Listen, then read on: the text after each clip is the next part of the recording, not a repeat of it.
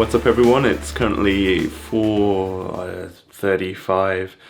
Just gotten out of bed and I thought today I might walk up a mountain. I don't know why, just thought it might be a fun thing to do and vlog about. So first off I need to get the coffee on, have some breakfast, and then we'll jump in the car and head off to the base of the trail. Wanna come over, I wanna get moving, grooving. If folks disapprove it, we can have fun, yeah. Don't need no money, we can be brilliant without millions.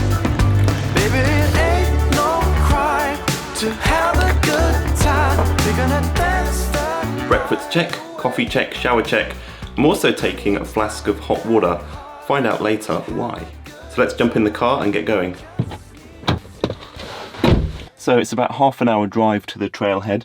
So I'm kind of hoping I've got my timing right and it's actually not gonna stay pitch black. So by the time I get to the trailhead, we should start to get a little bit of light, unlike now.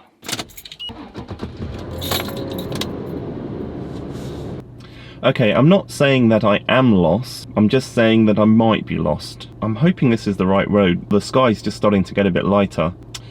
I'm kind of in the middle of nowhere. Anyway, I'm gonna keep going. Probably should have maybe planned this a little bit better. Okay, we made it to the trailhead. It's kind of fun drive, going through like pockets of really thick fog so you can't see where you're going. Kangaroos trying to jump out at the car on the way. Little tiny narrow roads, pretty cool. This is the trailhead and it's absolutely beautiful here. There's sheep somewhere in the background. I don't know if you can hear that. There's birds, I think they're kookaburras. So we're gonna get on the trail now. Just gonna get the backpack on and we'll try and get some nice footage on the way up. I can see some mist and stuff through the trees there. Extreme brightness from the car headlights. Yeah, let's go.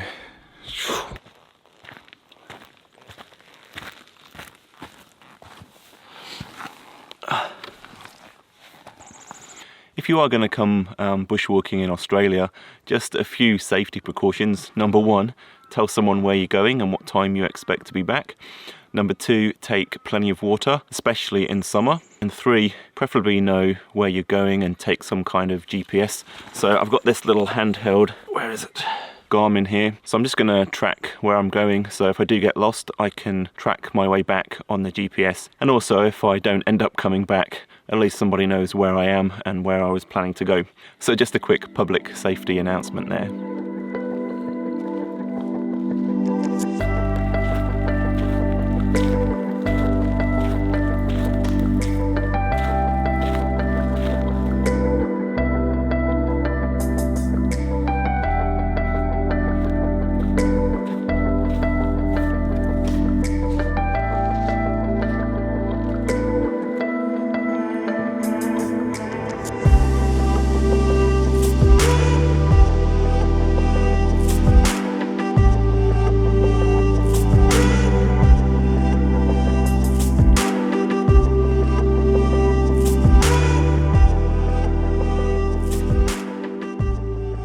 So one little tip if you're out bushwalking, when you first start out, just start out like slower than you would. I'm the kind of person that wants to jump out of the car and just like pound the trail straight away, but just have to force myself to start off slow, especially when it's cold in the mornings.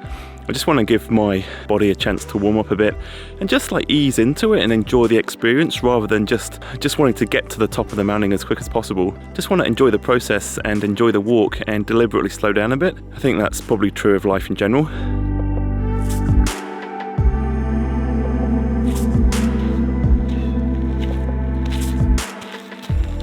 Another little tip is after you've been walking for about 15-20 minutes, just readjust and retighten your boots and also readjust the backpack just to make sure that everything's comfortable and where it should be and that the rest of the walk is going to be comfortable and you don't get bad blisters or sore back.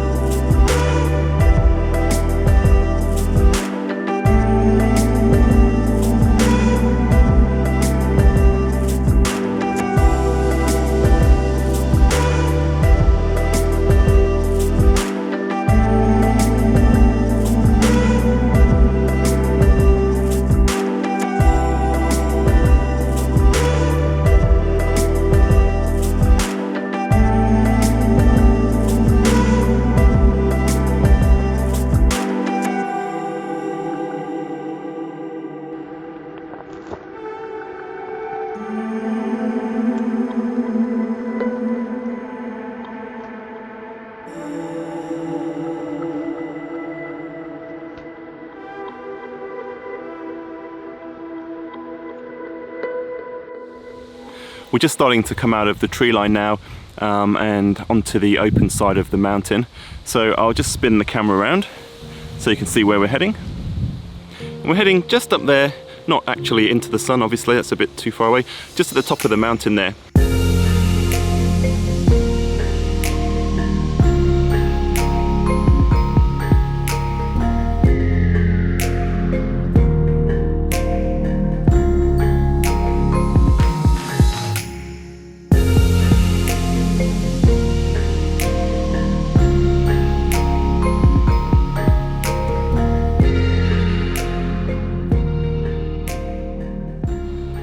We're about halfway up now, so I think it's about time we had a bit of a snack and a drink. I hope this is not too windy on the microphone. I've tried to get out of the wind as much as possible. So let's see what we've got. Peanut butter sandwich, Anzac biscuit, water, everything you need.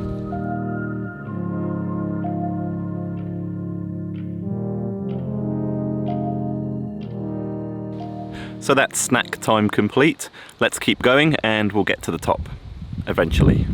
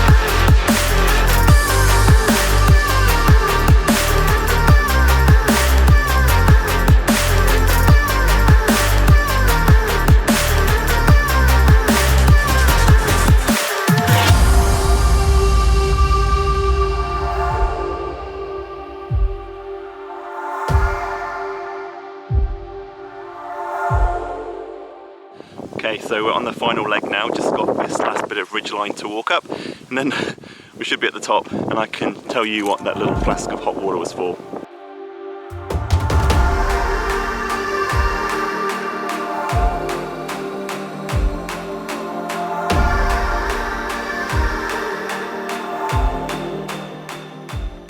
So why exactly did I bring a flask of hot water all the way to the top of a mountain?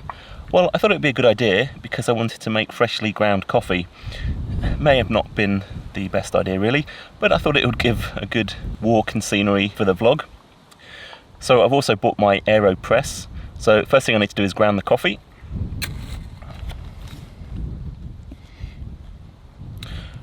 Got the beans in there, ooh, and some cheeky Oreos. Oh, I spilt one. We'll save the Oreos for later, or maybe just now. Make sure we don't lose any plastic. Inside the top of the AeroPress here, I've got the little hand grinder. I'll put links in the description to exactly what I'm using here. So the beans go in there.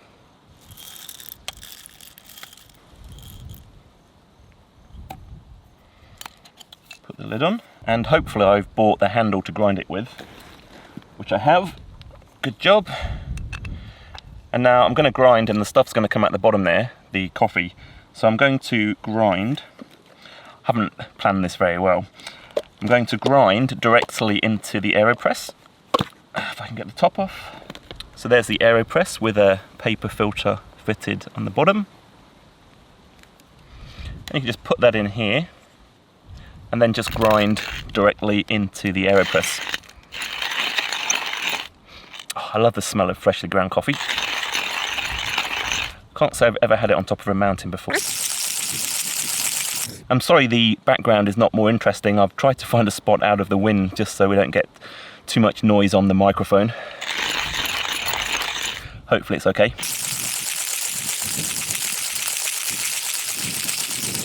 Almost there. It's also not the most comfortable spot here, crouching behind this tiny rock. The things I do for the vlog.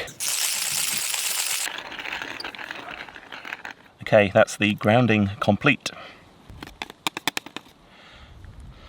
Oh, it smells so good. Do you want to smell?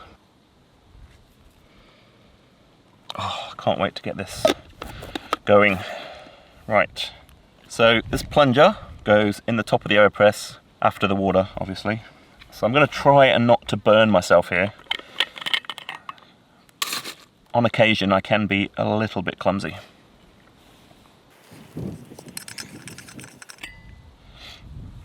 Okay, here we go.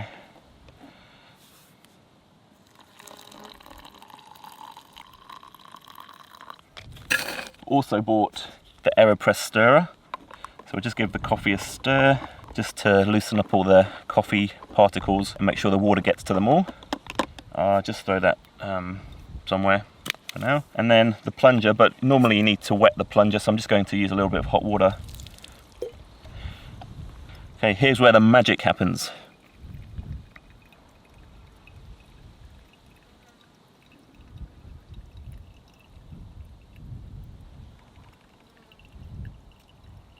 The secret with an AeroPress is not to go too fast or too slow. If you go too slow, then the coffee can be a bit bitter if the water stays in contact with the grounds for too long. Listen to this. You can hear the pressure.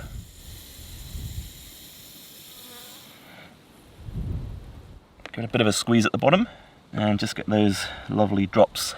Now, you can just top it up with some hot water. Unfortunately, I've just got sand all over my stirrer, so I've got a bit of water left. I'll probably just rinse that off. And then just give the coffee a stir. It smells so good. Cheers.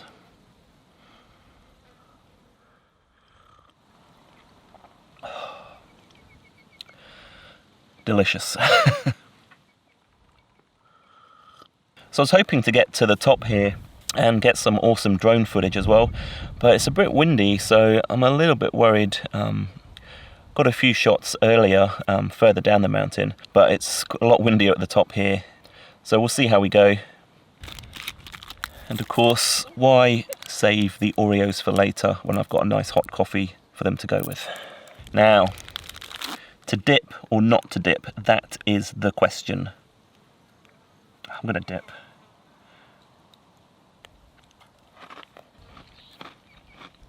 So I'm going to finish this coffee and probably the rest of these Oreos too. See you in a minute.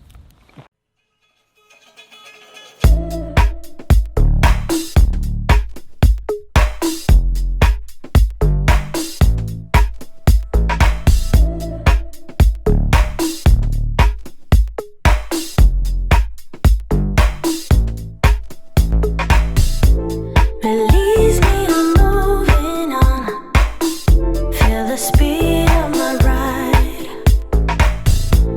No worries.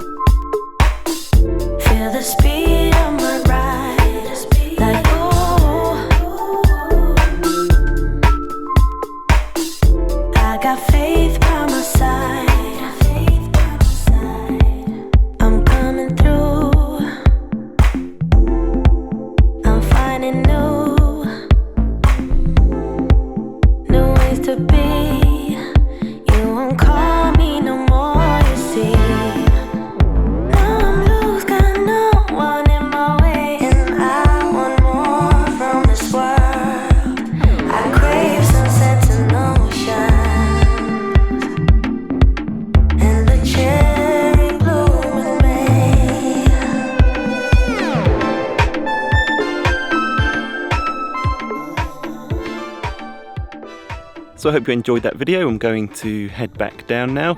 If you like this video, be sure to give it a big thumbs up, and if you aren't already subscribed to the channel, go ahead and do that. And if you want to, also click the notification bell so you get notified when new videos come out. See ya! Like, ooh.